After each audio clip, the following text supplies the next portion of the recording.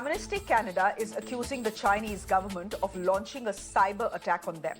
The incident dates back to October when the agency's database was breached by hackers. They had roped in a US cybersecurity firm to investigate the hack, and turns out, no surprises here, it was sponsored by China. Let me tell you what the key findings of the investigation are, because there is a lesson we in India need to learn from it as well. Number one, all the searches were linked to China and Hong Kong. Number two, the investigation found there was no attempt to monetize the hacked information, which means this wasn't about making some quick bucks. And number three, the level of sophistication and tools are distinctive of Chinese actors. If you look at the Amnesty's track record, it's not surprising that China hacked them. Amnesty is consistently exposing China's human rights violations in Hong Kong, in Tibet, and Xinjiang. So a cyber attack like this one was always on the cards. The second big hack has been reported in the United States of America. Chinese hackers have allegedly stolen money from America's COVID relief funds. They targeted more than 2,000 accounts with over 40,000 illegal transactions. The total damage, almost $20 million. Now, these hackings have been traced back to mid-2020. It gives you an idea about how advanced these hackers are, because they were undetected for almost 2.5 years. Now, as you know, India too has been a victim of China's cyber attacks in the recent past. Just think back to the recent hacking at the All India Institute of Medical Sciences. The personal data of millions of patients has been compromised, and amongst them, VVIP patients as well. Initial reports are hinting at a Chinese hand. There is also talk of a 200 crore rupee ransom demand, but the Delhi police is not confirming it. The fear is all this patient data could end up for sale in the dark web. Remember what we are talking about. We are talking about the All India Medical Institute, All India Institute of Medical Sciences, which is one of India's premier medical institutes. It has treated dozens of politicians, diplomats, and celebrities. So their personal information can be easily weaponized by an enemy state. That is dangerous. Earlier today, another hacking incident was reported in India. This time again, a premier medical body was the target. ICMR, which is the Indian Council of Medical Research. There was, believe it or not, there were 6,000 attempts to hack its website on November 30th. Just imagine the scale of that attack. 6,000 attempts in one day. Thankfully, the updated firewall protected the website and its sensitive data. ICMR representatives are saying that no data has been leaked, but they have traced the hacker's IP address to Hong Kong. Now, these hacks are part of a larger cyber campaign by China. In 2021, their hackers targeted the Serum Institute of India and Bharat Biotech. Both firms were producing COVID-19 vaccines in India. In 2020, there were two separate cyber attacks on power grids. One on the electricity providers in Ladakh, and the second was on India's financial capital, Mumbai. Trains and hospitals were affected in what was one of the biggest outages in India's maximum city. Cybersecurity groups later found that China was behind the attack. They wanted to use the cyber attacks to push India back in Ladakh. So clearly, China's cyber attacks are not just a problem for the West. India too is on Beijing's radar. Just how big is China's cyber army? And have we in India or anywhere in the West managed to crack or breach this great digital war of China? I'm going to put that question to our guests who are joining us this evening. Maroof Raza is Group Consulting Editor at Times Network, and Amit Dubey is a national security expert. He's also a crime investigator on cyber forensics and ethical hacking. So thank you, gentlemen, for being with us. Maroof, we know that the Chinese have a massive cyber army. Just how massive is something that we are still figuring out. Do we have a handle on just what the Chinese are capable of, and that, having a face-off with them in eastern Ladakh and stalling them there may not be enough? they have opened other war fronts in other battlefields as well. See, the Chinese have been working for years on a model which we in military terms call hybrid warfare, which means that, there is activity on the ground, but it is backed up or supplemented with activity right across the board. So there is satellite-related activity, there is cyber attacks, there is activity within the society by people who unsettle the way a society runs. I mean, it is every form of warfare being put into play to convey messages. And the most important thing that cyber attacks achieve is to convey messages. The message is that China is able to reach out to you every which way.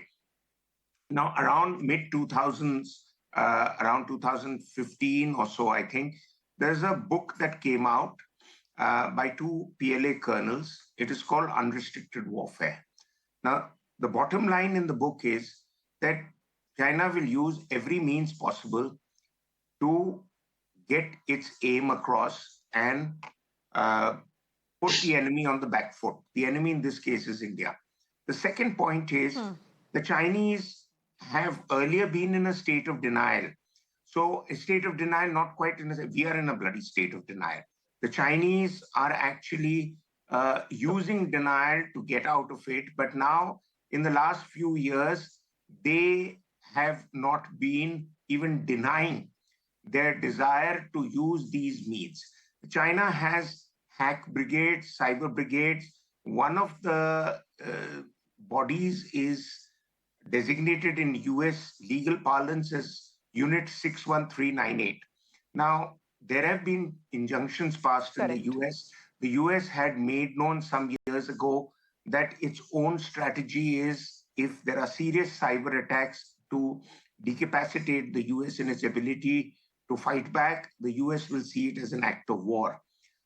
We have everything which is delightfully ambiguous, from our nuclear policy on what we are going to do with China or what we are going to do with others, because we feel that ambiguity has served us well, and we will continue to do approach things in an ambiguous manner and leave the enemy guessing.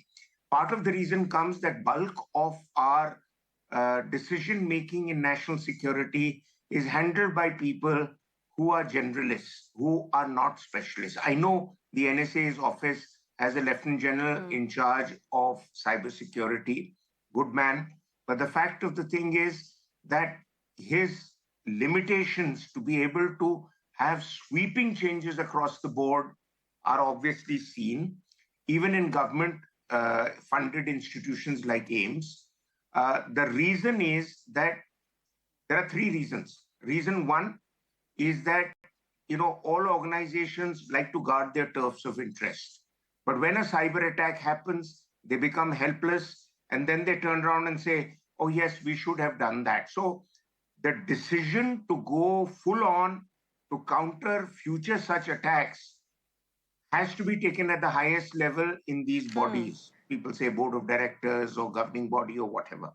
The second thing is, a lot of our organizations that have been hacked, and I'm talking of mini hacks, major hacks, and huge hacks like the one AIMS has seen, they are all hiding away the fact that they've been hacked because they feel their reputation will be tarnished when people say, oh my God, why should I give my data here? Because it's going to be hacked and it's going to be available in the public domain and it'll embarrass whoever.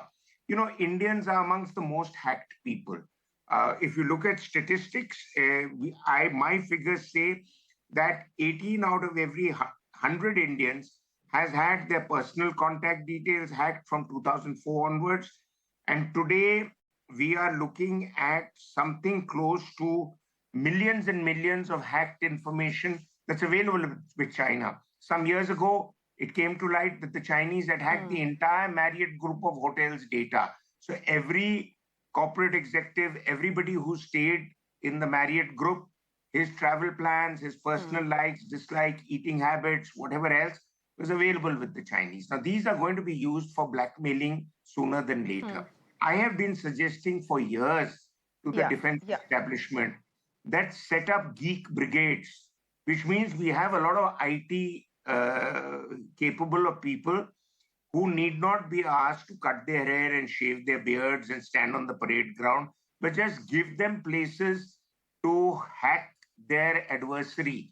They can do it, but we have to go out of this passive defensive mode to active defensive mode to be able to come up with convey. You see, the message also goes to your adversary that if you get me here, I will get you somewhere else. And I know we have capacities within our defense establishment that can pulverize some of the very sensitive bodies within China and Pakistan.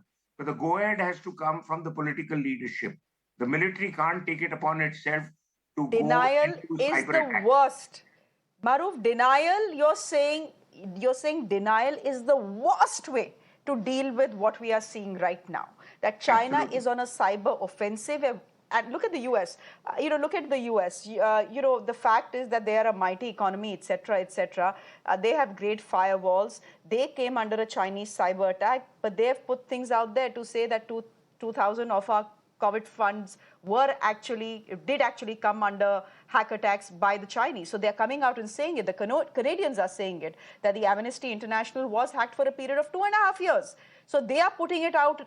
But every time you hear of a big hack, like say in the All India Institute of Medical Sciences or the energy grid in Maharashtra, the first thing you hear is no confirmation there is China, no, the hack never happened. So you're saying denial is not the way to deal with it, and I agree that denial is not the way to deal with it.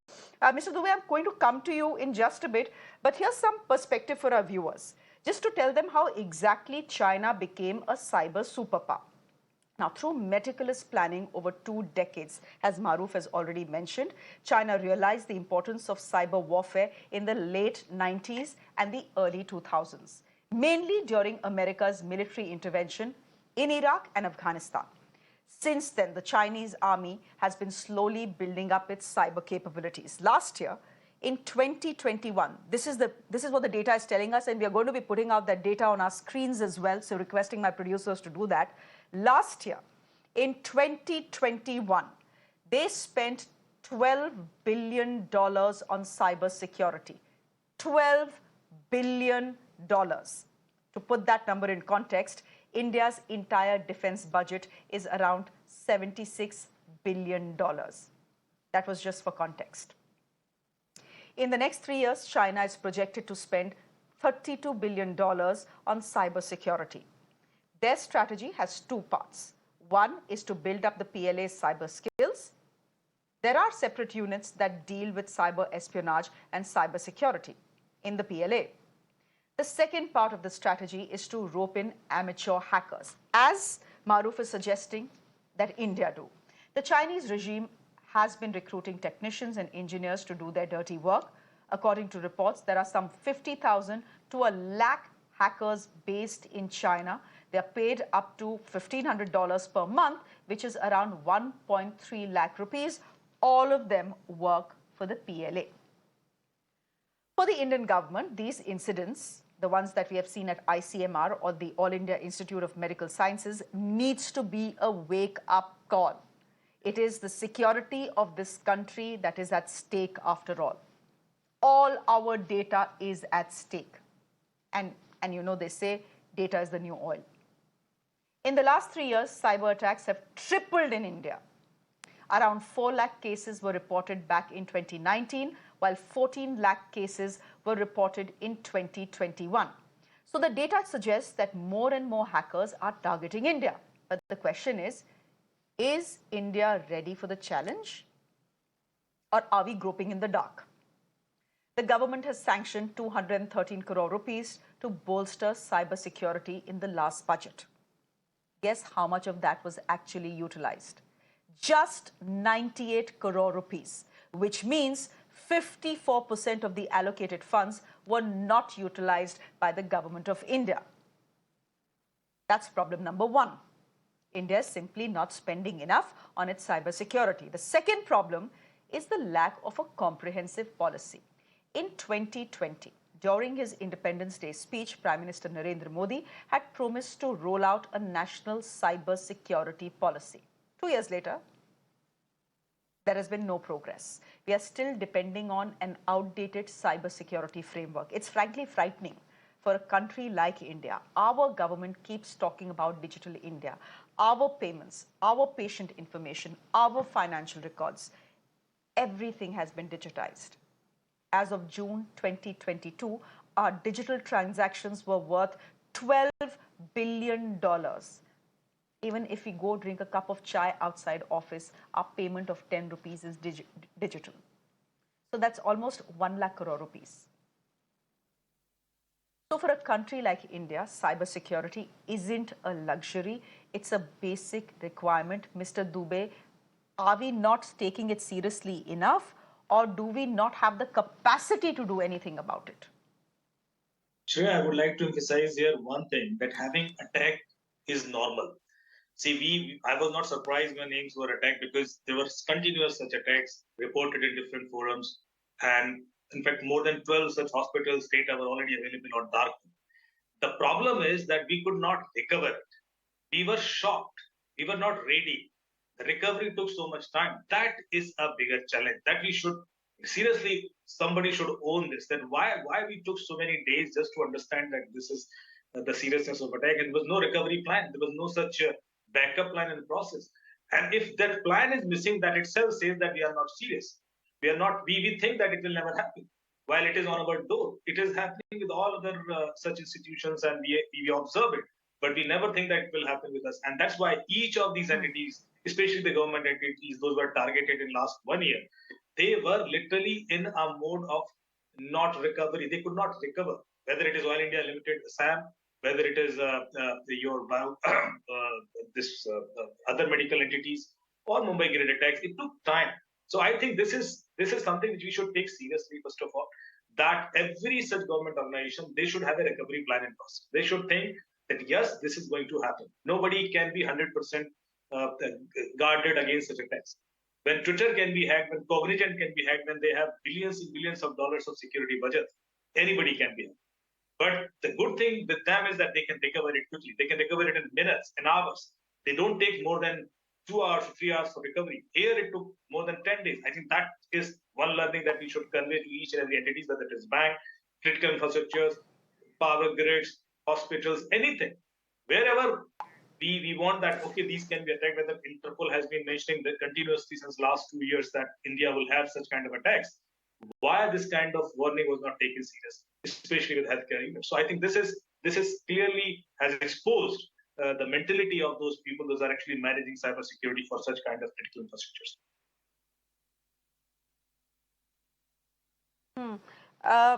Before I wrap this chat, Maroof, I just want to talk about what a cyber attack can do and what China's cyber army can actually do, even when we are in a conventional war. You know, this is hybrid war.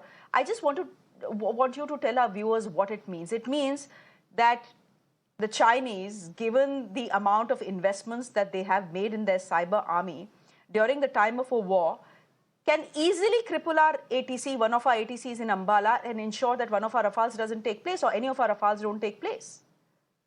That is what we are talking about. We are not just talking about all our data being weaponized, possibly monetized as well. That is one aspect of it.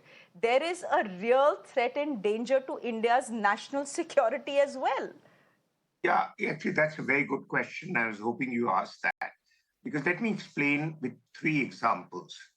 You know, some years ago, the Americans made a very expensive ship. It was something like $1.4 billion worth. And that's lots of money. And the ship, while trying to cross the Panama Canal, just stopped in the middle of the Panama Canal. It was called USS Zumwalt.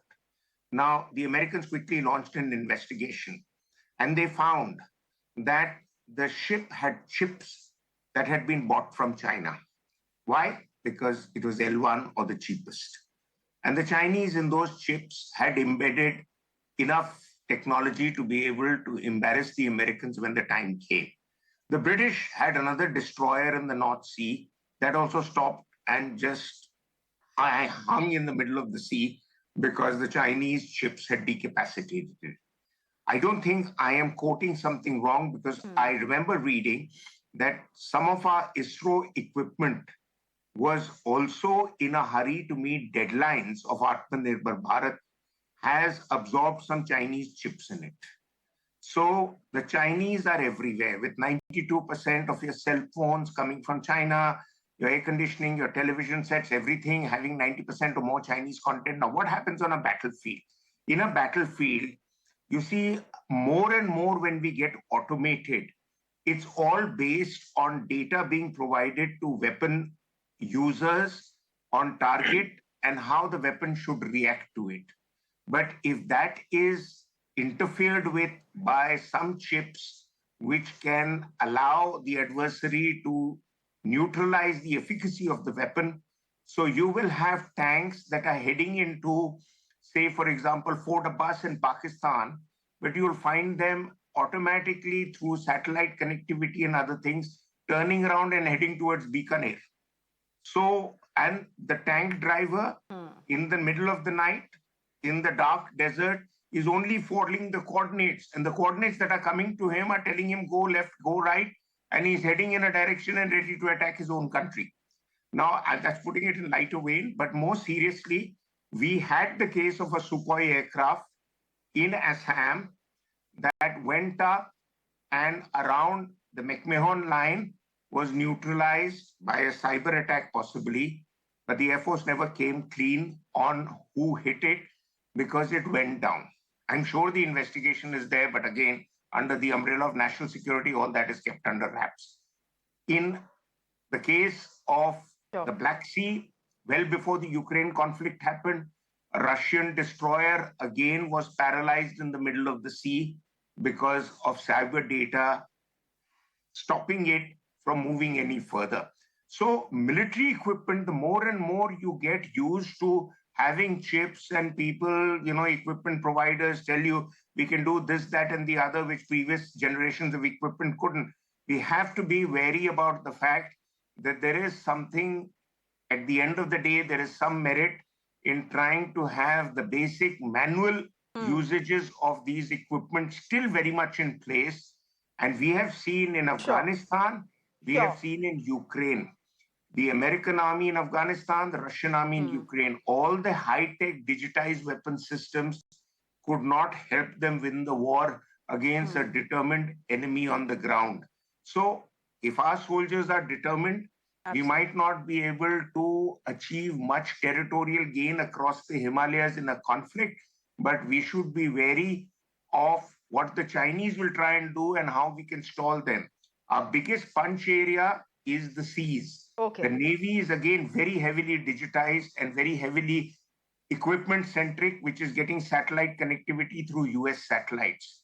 But we have to check and double check, double check. And that's what military exercises are about, to ensure that even in your sleep, you'll guide your destroyer correctly and not go only by data that's available on your screen.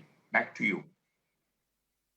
Okay, so that's Maroof Raza explaining how a cyber attack can completely cripple you during times of war, which means you need to have your defenses up. My worry is that China has an eye on us, China has an eye on the world. Do we have an eye on China? The answer to that question is no, because 2.5 years ago, we know what happened. The Chinese come into Eastern Ladakh, come squat on our territory. We had no idea they were about to do that. So the great digital wall of China needs to be breached. For the moment, it has not been breached. That is an attempt, I think, that India needs to make. That will start only when we stop denying that the Chinese hackers are not after us. We'll leave it there for the moment. Maroof Raza, thank you very much for joining us. Amit Dubey, thank you very much for joining us and explaining to our viewers why we should be worried about what is happening.